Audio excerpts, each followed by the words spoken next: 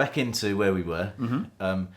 We've just had a conversation, which I didn't think we'd actually got anywhere, and you were like, "No, that was really good. That we got somewhere." I guess why? Because I came out of it thinking we just spoke about music, and you telling me I get a bit angry, which I did. I can understand why that's insightful, but it wasn't what I was expecting. In that, I thought you were going to try and get to me and ask me, why did it actually affect me?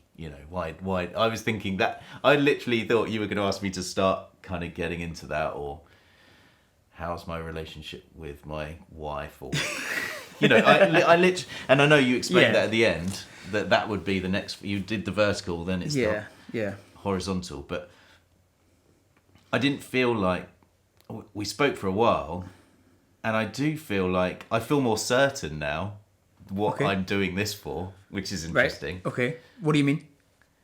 Well, I'm making a bunch of videos. It's like, why? It's so introspective, or potentially narcissistic if I just loved looking at myself on a video.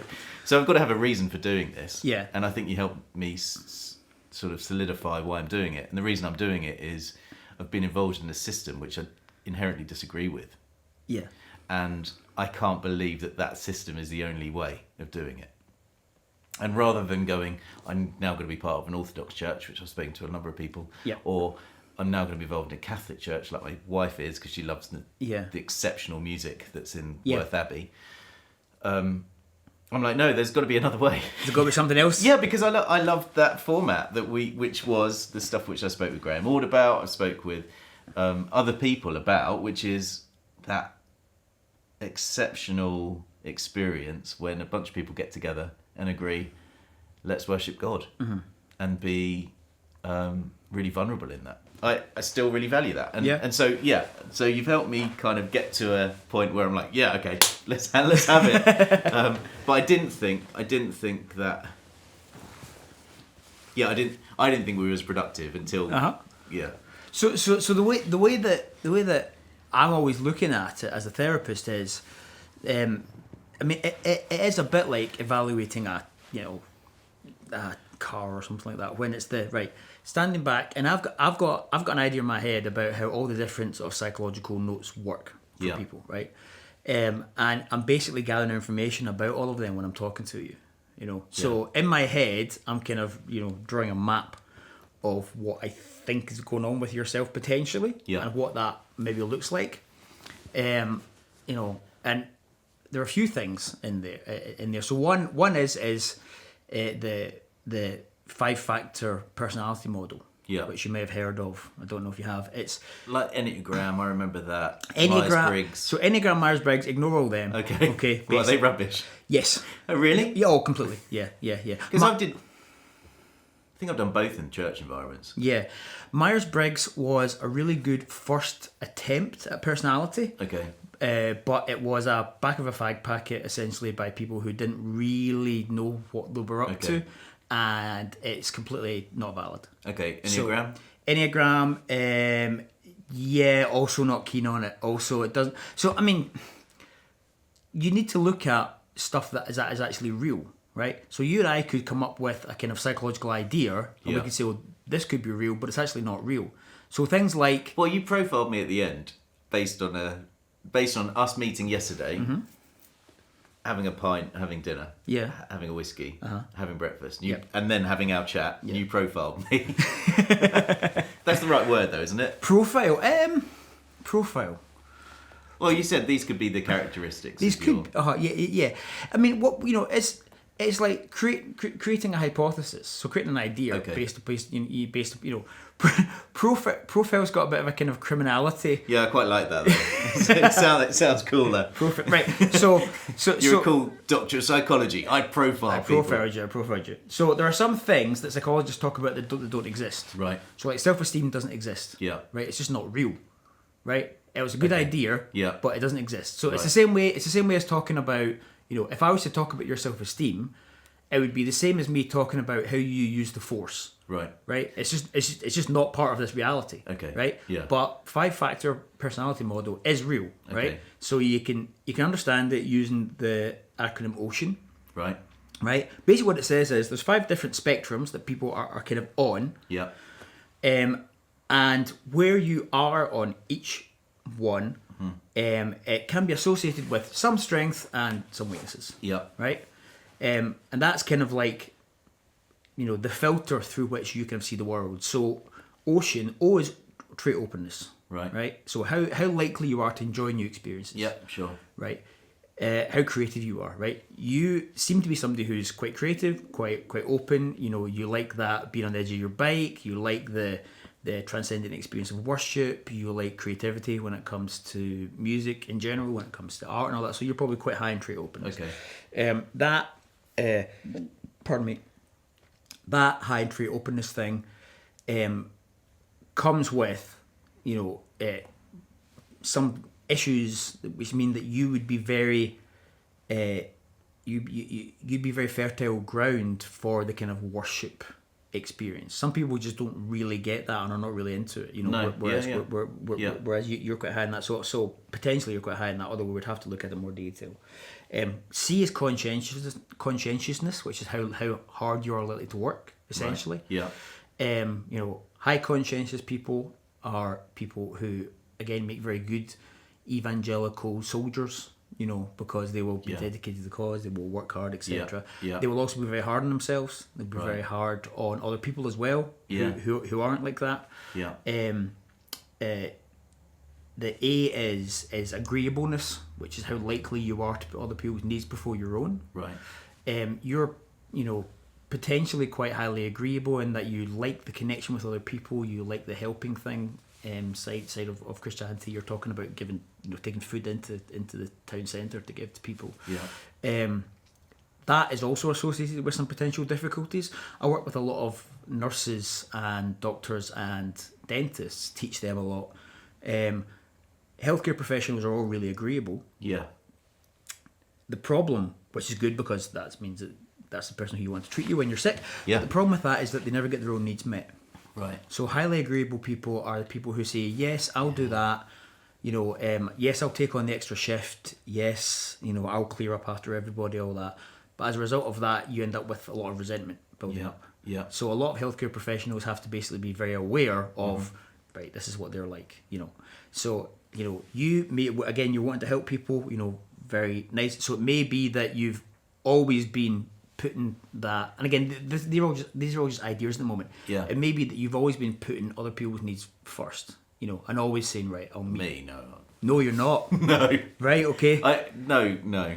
And like some of my closest friends are cardiac nurses, or at least one stopped recently, but the other's a cardiac nurse, and I see it in them. The kindest. They're very much like that. Yeah. And they are always, even like when we're saying, what should we do in the evening? They're just saying, what do you want to do? And just remarkably different to me. Right, okay. And I'm like, no, I want to do this. I'll do this, And do you want to or not? And I'm not just like, this is what we're doing, but I don't have, I'd love to have that. Okay, but you're not like that, right? Okay, I think that's probably been worn out of me, actually, through the That's experience. interesting. Yes, that's worn out. So that's the A. The E is extroversion. I think you're probably quite extroverted. Quite like being out there.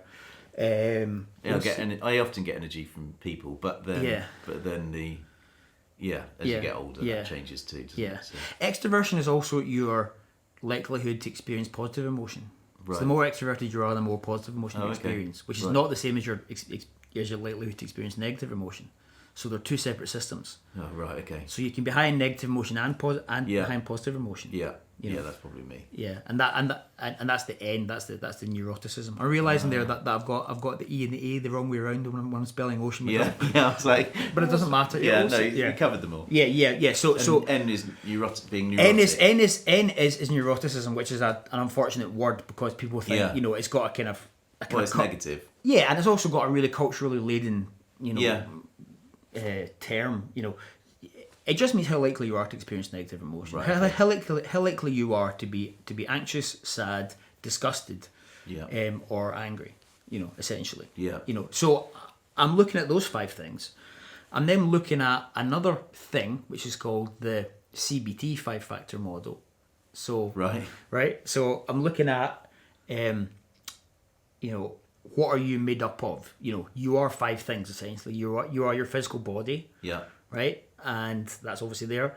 You are then your internal experience, which is your thoughts and emotions. Yeah. Right?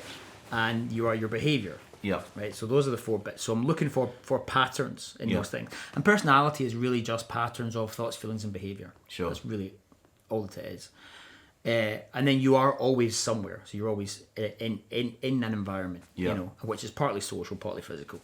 So I'm looking for patterns in those things as well. I'm thinking, right, you know, and I'm thinking, where are the patterns? And the pattern that I've picked up is an environmental pattern.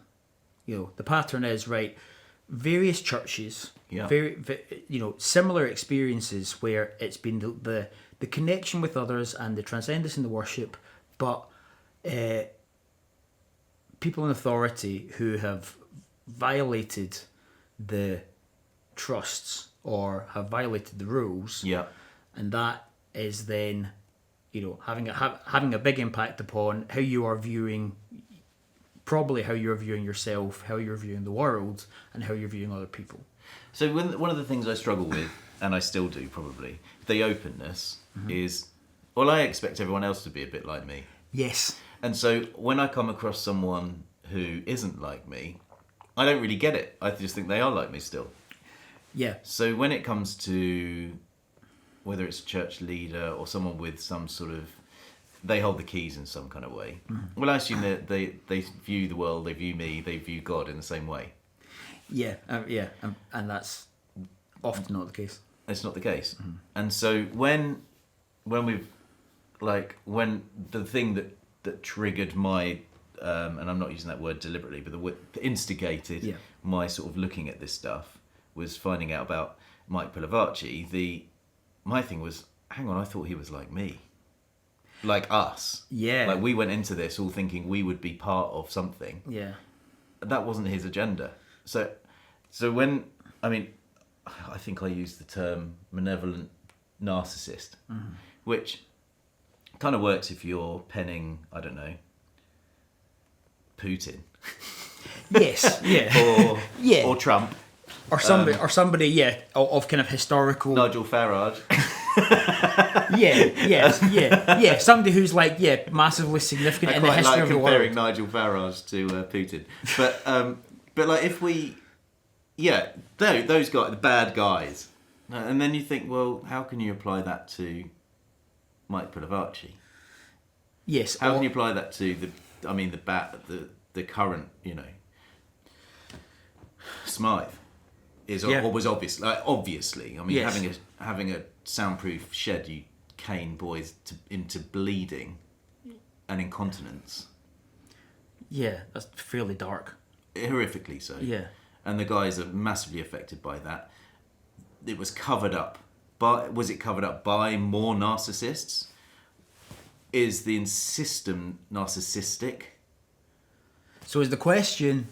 Like, what I'm trying to say is, like, understanding my place, when you were saying those characteristic personality to move on, to understand the problems and be more effective, or be more productive in myself, or better, the example of someone I want to be.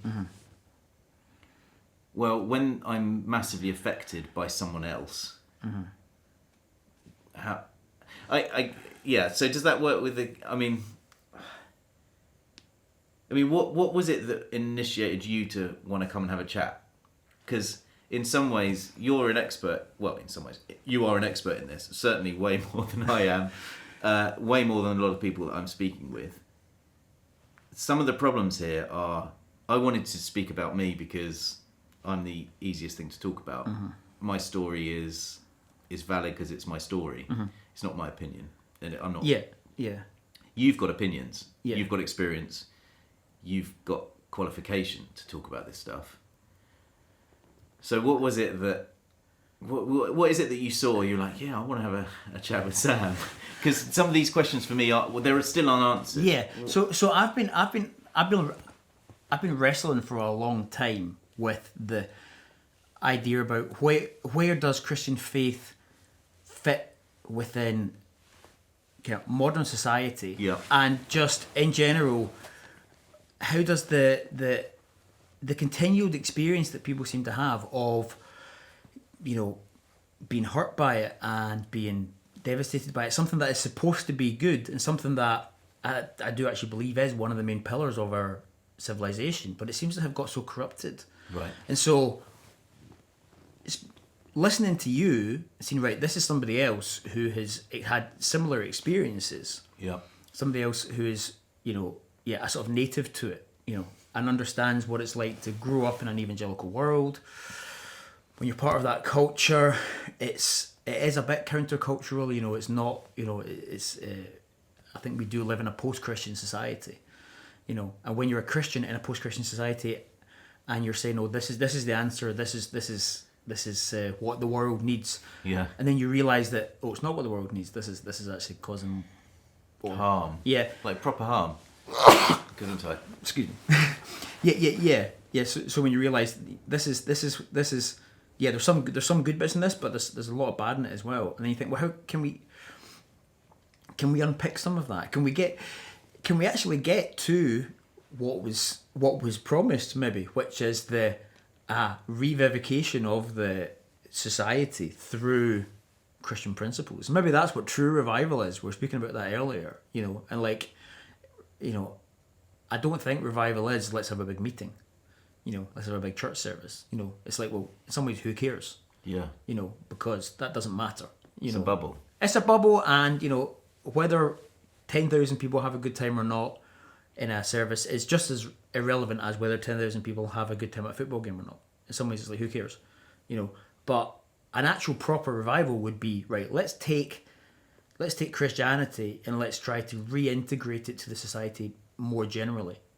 You know, and do you think it is? Like principles? I mean, well, then couldn't we just have Buddhist principles if it's about principles? I think it's about partly the principles, but I think it does relate to an underpinning transcendent reality. Right. Which some of Buddhism does as well.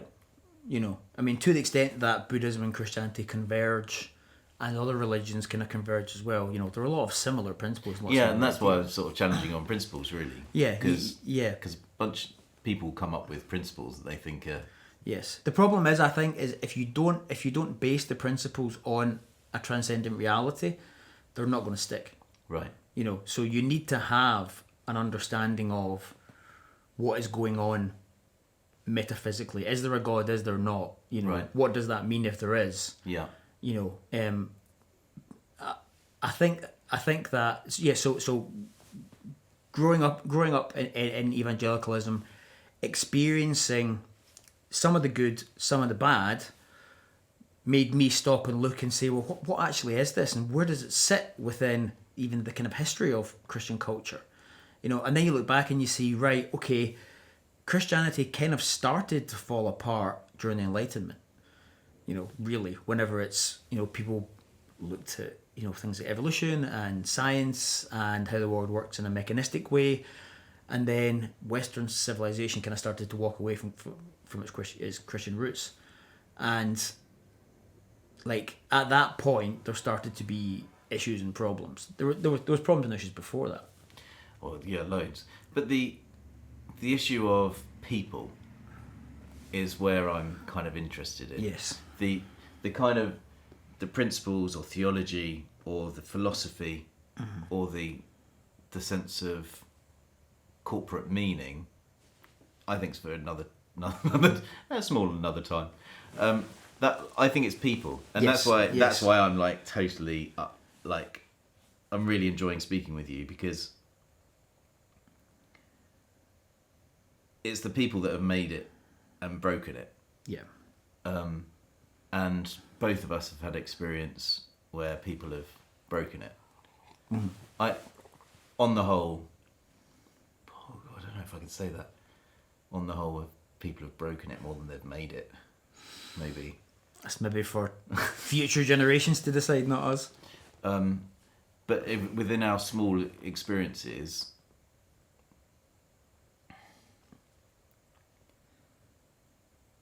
the environments that we've been involved in, people have made the simple stuff that we were talking about, the 2 or 3 when they gather together, and made it an environment for them. Yes. Yeah. And why? But why is that? But we went into it. I went into it thinking, "Oh, this is amazing, and this is really fulfilling or transcendent." And, yeah, me too. And yet, there were people who just wanted it for them, whether it's in the Church of England, whether it's so they get their cash, and they need more bums on seats, and everything else, or whether it's that one church service. I want that really gifted person to do something so that I can manipulate more.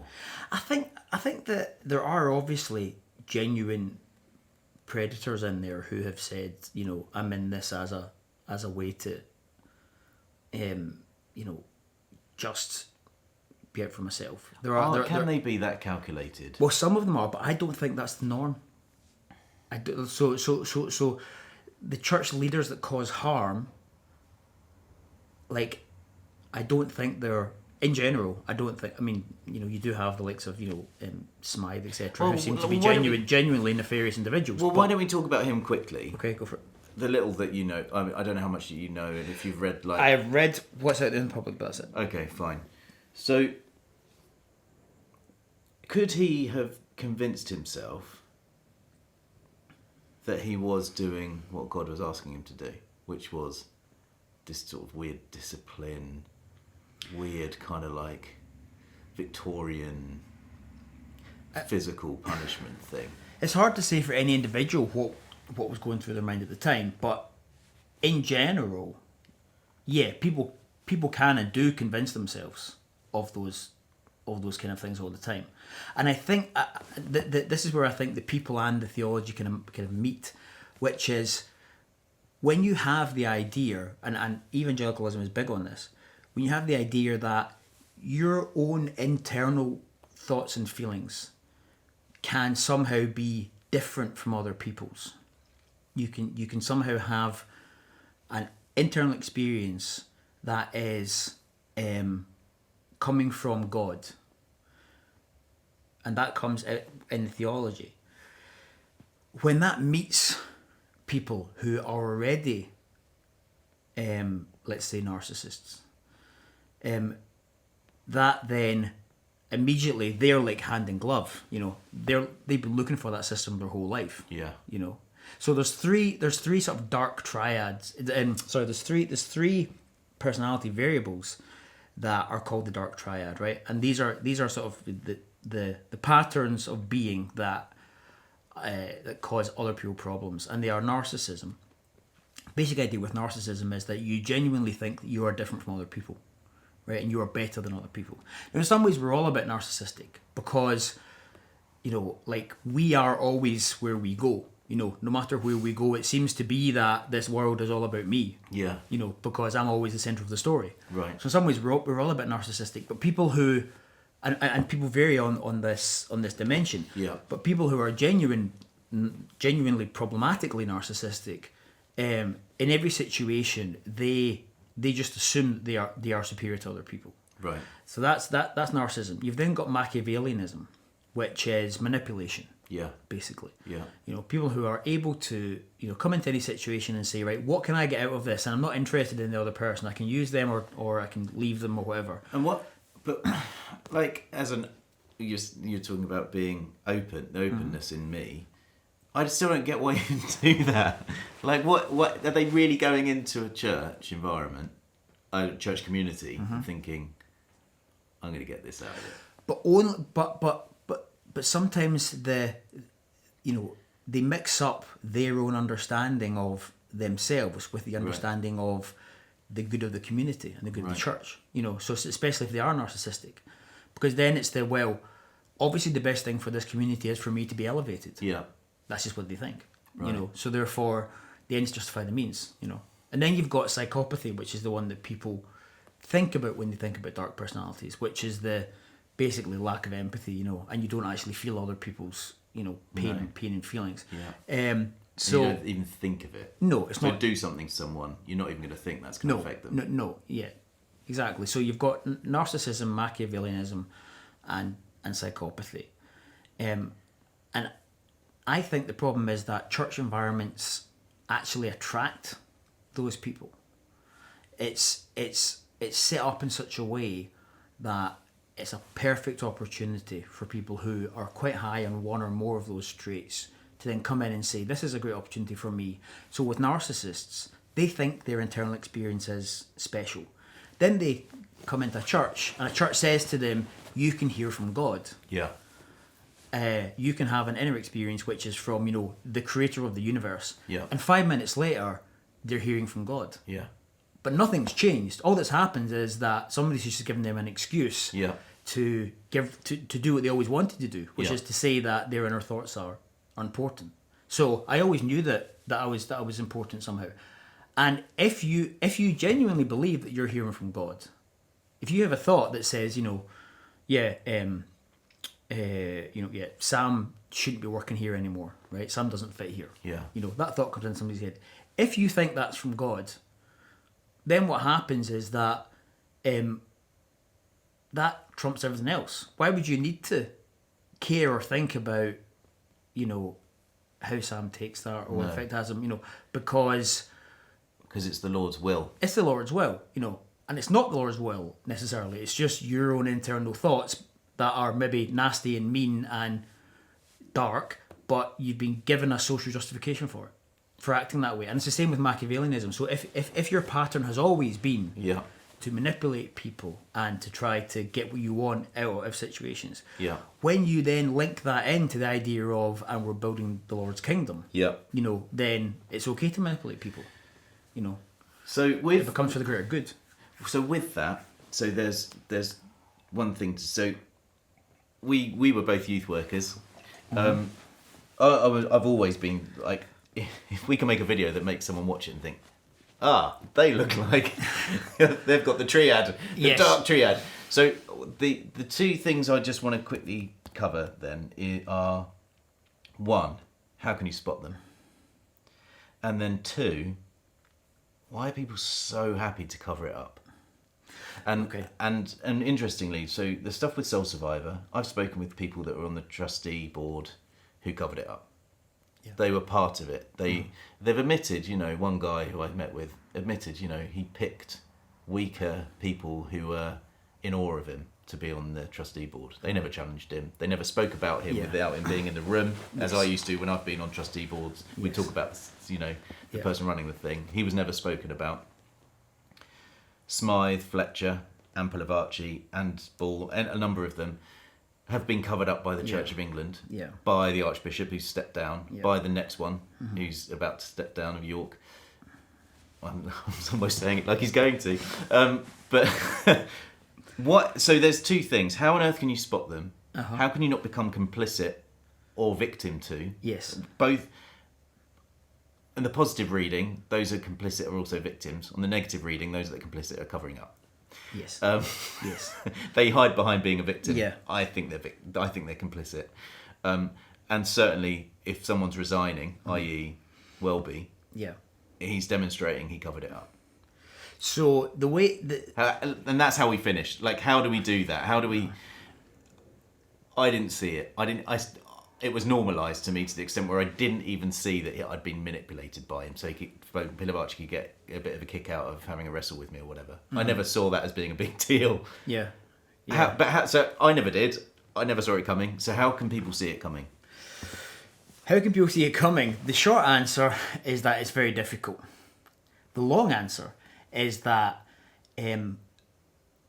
if you meet somebody and you almost have a kind of an emotional reaction to them that says, I'm not entirely sure about this person, particularly if there's somebody in power. And then you find yourself... What's that feeling? What's that feeling? I don't feel entirely sure about that person. I mean, because that could just be discussed using that when you're talking to about that. It could be discussed. Unease, a certain level of anxiety. That doesn't necessarily mean that there's something wrong with the person. It may mean a whole bunch of different things. But again, that's what makes it complex. Yes, but that's a warning. Okay. Right? And sometimes that's an evolved predatory detection response. Okay. Right? So if somebody makes the hairs on your back of your neck stand up, right? in a, I'm not sure about this, right? There's creepy. Yes, yeah. But don't ignore it. Don't ignore it. And then if you find yourself, so that's your body and your emotional system and your motivational systems. That is all of that evolved wisdom essentially speaking to you. Yeah. And saying, be careful, there could be danger here. There could be a problem here. Yeah. Right? Now you should listen to it, right? And especially if you then find yourself, after the fact, trying to think up a reason, a kind of rational, logical reason to justify and to kind of explain away a behaviour that you've noticed or a feeling that you've got. Yeah. If you find yourself afterwards trying to explain away something that you wouldn't necessarily think was okay, if you say to yourself, God, I'll say this to clients, it's what would you say to a friend who had experienced that? So, if you've had a bad experience with somebody, and then maybe it's in a church, maybe even it's a sermon that somebody's preaching, you go, that was a bit abusive, it was a bit bullying, it was a bit whatever. Say, well, what would you say to a friend who came to you and said, listen, I've just been in this sermon and da-da-da-da-da. Yeah. You can say, how would I respond to that? Yeah. The other big thing is whenever people are essentially trying to tell you what to do and how to live your life. Mm-hmm. This is very difficult because it's very easy to just say, oh, don't listen to MD, and screw MD who tells you what to do and do what you want. Yeah. But that's only half the story because, we're always in discussion with other people about how we should live our lives. Do you think we've moved past that? Do you think, just you saying that, I wonder if we've moved past that. I wonder if that's the thing. Just don't accept people that haven't put the time in. Yeah, that's a good... To give you advice. Yeah. Because we were given advice all the time. This is what you should do with your life. Yes. And it was the cheapest throwaway comment from someone that didn't even know you. They might have dressed it up as a prophetic word. They might have dressed it up as prayer ministry. They might have dressed it up as a mentoring session. Or as a sermon. Yeah. 100%. Yeah. So I reckon that's a kick into touch. Yeah.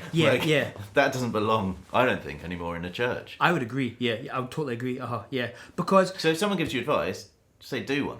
Really? Yeah. Yeah.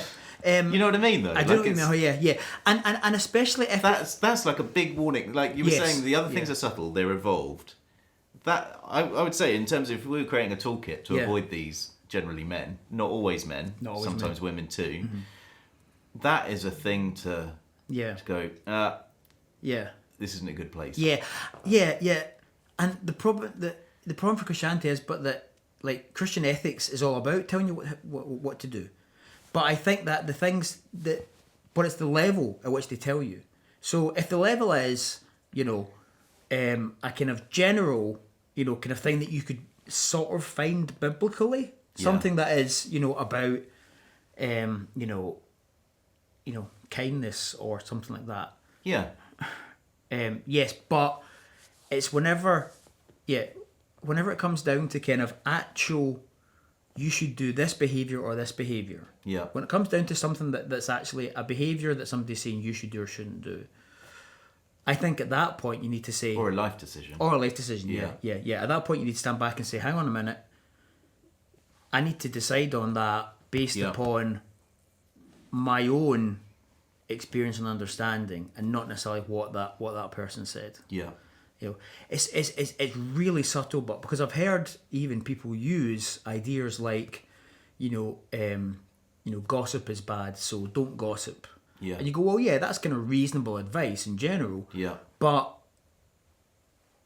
I've heard it used as don't gossip, meaning don't criticise us who are in charge. Yeah. And it's like, no, that's not... That's really good, yeah. Yeah, and it's like, no, that's not gossip. So gossip is people who are on the same power level as each other. Yeah. So me talking about, my neighbour and about their personal business that I've really nothing to do with. Yeah. But, so-and-so is in charge, I'm at a different power level than them and they're telling me not to criticise them. Yeah. It's like, no, People on the positive, they're asking for loyalty. I mean, that's the other side of the same coin. Yeah. People who are in positions of authority and power should always, I think, assume that it's absolutely fine to criticize them and pull them apart as much as you possibly can. You know, you should not let them away with anything. And I don't see how any proper Christian moral system can ever let people away who are in power. What I've heard happen quite a lot, and you'll see this as well, is that person in power says that it's the responsibility of the hearers of the congregation to have discernment and to realize, you know, when I'm, you know, when I'm, you know, it's almost like something in power saying, you know, forgive me for my mistakes, you know, and then telling you to do that, and it's like, no, you don't get to tell us to do that. You know, it's like we decide. Yeah. You know. That makes sense. Yeah. Because of this power dynamic. You know. So we've got the, in terms of our natural kind of evolved state of like, what's weird about you. Listen to that. We've got the giving you advice when actually we just shouldn't really be listening to it. What would you say? And we've got particularly when it's somebody who, and we've got, I think, we should always have a constant skepticism of those who are in authority positions in churches. You know how when you go to a church and or you speak to somebody who's been in a church and they say, "Oh yeah, that church is really good," you know, the pastor, you know, is a real man of God, or is a really good guy. Whenever people have that as like the second statement that they say about the church, I'm always wary, right? Because it's like, right, you're putting that guy on a pedestal, or a position of authority and power, and you're saying that he is good, and it's like, no, right. You know, we're either all Christian brothers together, and nobody has authority over you, or there is people with authority over you, but they are the only people who I would argue have any right to say they have any authority over you would be people who can genuinely claim apostolic, you know, succession. I don't want to get into that. No, so it's like, it reminds me of the guy when I was a youth worker training. So I'd have been 22. I was commuting to Cambridge, working back in Romford. There was a guy, lovely guy called Chris, and he was helping me just do the Open Youth Club. Yeah. And this kid, really, really obnoxious little nasty thing. I don't remember him, but he deliberately opened the crisps and just poured it on the floor. And I was ready to go, "You pick that up or you're not coming back." And Chris knelt down with a bin and just put all the crisps in the bin. Didn't say anything. He was like, really, at the time, really senior in a London job. He had his fancy watch, you know. And I thought, and it was the biggest challenge to me, really early on, more so than any learned. And he just picked it up, and this kid, I don't even remember what the kid did. He didn't do any. If it was me doing it, probably the kid would have gone, "Yeah, pick it up, you little loser," or something. But with Chris, they didn't say that. And it didn't happen again. I mean, that's literally like Jesus washing the feet, isn't it? Yeah, it is. Yeah, and it's like, that's the, like, It comes back to things in the Bible that say, you know, beware of people who lord it over you. You know, it's like, you know, and I think we're all, in the evangelical world, we're all quite often looking for the next pope. You know, so it's like, you know... Well, or the, you know, Israelites looking for the next judge or king. The next Moses, They wanted a king. They wanted kings. They wanted a king. Yeah. They wanted Moses, you know, they wanted Elijah to come back. Yeah. They wanted the Messiah. Yeah. You know, so like, for kind of proper reformed churches, well, either there is a pope or there isn't, right? But the pope isn't, you know, this guy, ex-lawyer from London, or, you know, this person who's decided to start a church, and it's like nobody's the pope, or the pope's the pope, but nobody else, you know. And the problem is that every evangelical church ends up with its own little pope, you know, who is the mediator between God and man. So don't let anybody be between you and God, right? You know, we're all on an equal. And somebody who says you should do this or you should do that, you know, don't listen to it unless it actually chimes with what you think makes sense. So quick summary of that, and then the next question. So like bullet pointed way, Yeah. what do you look for? Like literally half a sentence for each one. Predatory response. Yeah. Right. So your evolved response. Look for people who are be wary of people who are trying to directly speak into your life on big life decisions or small changes. Yeah. That you should make in your behaviour. Yeah.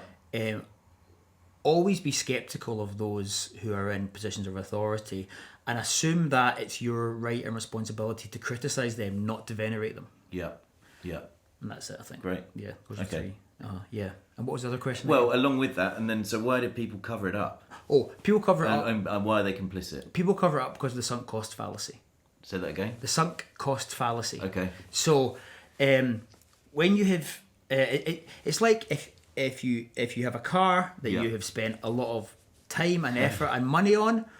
At what point do you cut your losses? At what point do you cut your losses and say, you know what, this isn't need a worth it new one. anymore? At what point do you go, right, this is, I need to keep investing money in this car? Yeah. Right. But it's the same reason why people stay in feeling marriages and relationships, or people who've been abused stay in situations where it's that if I admit to myself Yeah. that this whole thing that I've invested so much time and so much effort and maybe my whole life in, if I admit to myself that this is failing and this isn't what I thought it was, then that essentially destroys my whole understanding of my past. That makes me realise that I'm not where I thought I was. And therefore I need to rip up all of my understanding of the world, and that is incredibly anxiety provoking. You have a lot of anxiety where you say, well, why did I invest all that time? Why did I invest all my life in that system if it was so corrupt? So, to then stand up and say, hang on a minute, whistle blow, this isn't working. Yeah. This person's done this. Would tear apart people's own understandings of themselves. So I think it's a bit more than that. So I think that's when people are complicit. That's when they're backed into a corner and don't know how to get out of it. So the trustees on the board of Self Survivor, a number of them just felt like that. They were just there to fulfill a function that they couldn't really get out of. And actually they kind of enjoyed being in that place anyway and being in the circle. What about when Justin Welby hears about a serial abuser, knows that it's been happening, and then hides it for, how long would it have been? 11 years. Mm-hmm. Yeah. That's not that. That isn't he's questioning his own place. That's a lot darker. Yeah. And again, it's it's difficult to say. And is he a narcissist, essentially? Is he doing that guy's the Dark Triad? Yes. And I can empathise with it. Because, he was involved in some really, from the outside, some interesting stuff in, like, Africa. And Yeah. there was he did some potentially interesting stuff. Yeah. Again, was he just like Darth Vader? Yeah. Again, it's very difficult to say if any individual what. No, of course, what their motivation was. So yeah, so I guess you're asking, is everybody in these positions of authority dark, essentially? Well, not everyone, because that's not fair. There are some really good people as well. Yeah. I'm sure there are. I really hope that there are. But everybody who covers it up. Yes. You're saying, yeah. All the people that cover up. Are they all dark? Well, I just don't like this. I'm a victim as well, and that's why I kept it quiet. Because I'm. Oh, is that down to my own character type, where I can't empathise with someone being a chicken? I don't think it's necessarily that they're a victim. It's the same as what happened in Nazi Germany. Right. When it's all it takes is evil to prevail, is for good men to do nothing, or whatever the... Yes, and like millions of people knew what was happening, but to say something and to stand up was either too costly to them, in terms of what was going to be the consequences. But even if that wasn't going to be the case, they had to some extent bought into the same system that caused the abuse and the suffering. So they were all complicit and they were all in it. So there's then the, where does if you've got two bishops or two pastors who are, one is a genuinely dark abuser and the other is a more not dark personality but kind of knows about it, but because they're both in the same role and because they're both in the same institution, like where does that person end and where does this person begin in terms of this person who's done all these terrible things, they believed the same thing as me and they thought the same thing as me, or they certainly seemed as if they did. And if they're wrong about all these things, then I have to dismantle my own understanding of what the church is and what I am, and all of that process is incredibly painful. So the blowing the whistle on somebody, and even after the fact saying that person was bad and this system around them is bad, that whole process involves somebody basically dissolving their whole cognitive structure that's helped them to understand their life. It's maybe the past 40 years for this person have been a complete lie and a complete waste of time. And it's like, well, can they admit that to themselves? Can they admit to themselves that their whole life has been a complete lie and a complete failure? It's like, or would they rather just pretend that they didn't see that? Yeah. I know that happens kind of unconsciously. It's not even necessarily something conscious, Yeah, so at the age of 70, to stand up and say, so-and-so's doing this within our system, is almost the same thing as saying, my whole life is a sham and I've been deceived my whole life and actually I don't know what's going on. And then where do you go from that? So it's a. And so you think it's that personally disruptive? Yeah, completely. Yeah, completely. Yeah. To be able to stand up and say, I've been a fool my whole life. But he had to take the in terms of well-being, he had to take the flak just politically. Yeah. Rather than personally. Pilavacci's personal thing was he put a little picture on Instagram of a bleached apple tree with a couple of apples on it. And it was a sad-looking apple tree. Okay. That wasn't taking responsibility, and he was trying to say there's fruit, even though these apples were pretty dismal. There's a really good book title, and it's called "Mistakes Were Made, but Not by Me." Right. And for the kind of the non-whistleblowers, what they always seem to come back to is this as the justification. Mistakes were made, but not by me. Yeah. And I think in some ways for a lot of Christians, that's where the biggest hammer blow comes. That's where the biggest trauma comes, because it's could you not just admit that you screwed up? Could you not, could you not just admit, do you know what, I didn't see it, and he pulled the wool over my eyes too. Yeah. Yeah. But they're not able to do that because why? Because then they would have to admit to themselves that they had been wrong all their life. And if you've been wrong all your life, then where are you? But isn't it just a section of your life? Aren't people so? Not when it's a Christian issue, because Christian beliefs and ideas go so deep into your subconscious. If it's just your work, so it's mucking around with the foundations. It's mucking around with the foundations of your being. If you worked in a fast food restaurant, you made someone sick because you didn't cook something properly, or even say you work in a fast food restaurant and you find out that one of your fellow fast food restaurant employees is an abuser. You blow the whistle and you don't really care because you're not psychologically invested in the fast food chain as being hugely important to your whole understanding of. Yeah, it's where you make your wage that pays your bills. That's it. Yeah. It's not it's not kind of plugged into how you understand the universe and why we're here. Sure. But if you're a people can't separate that. No, not without a lot of work. Not without a lot of work. And that's why people need counselling or therapy. I think so. Yeah. Yeah. Because they need to do the work in order to be able to do it. But I think. But they turned into victims. These people that are they call themselves victims. Yeah. Yeah, but so then it's like I've been done unto. Yeah. And I need to talk about how I feel like I've been taken for a ride, rather than I made the mistake by not seeing it. Oh, yeah. Yeah. Well, even better. Like, it would be a lot better if we made a mistake. Yes, exactly. And then it would be a lot easier too.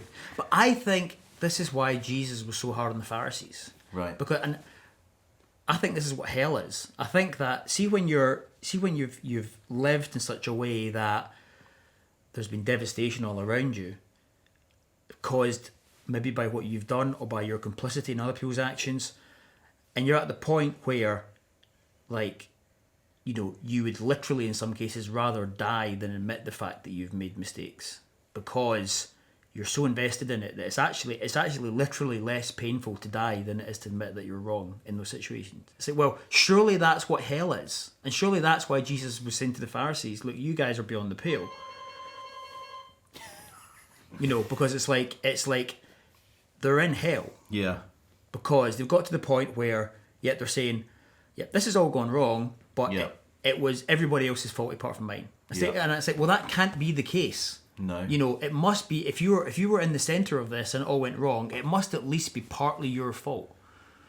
You know, but they're not able, but if they are not able to say that, then in what way is that different from hell? You know. So to finish up,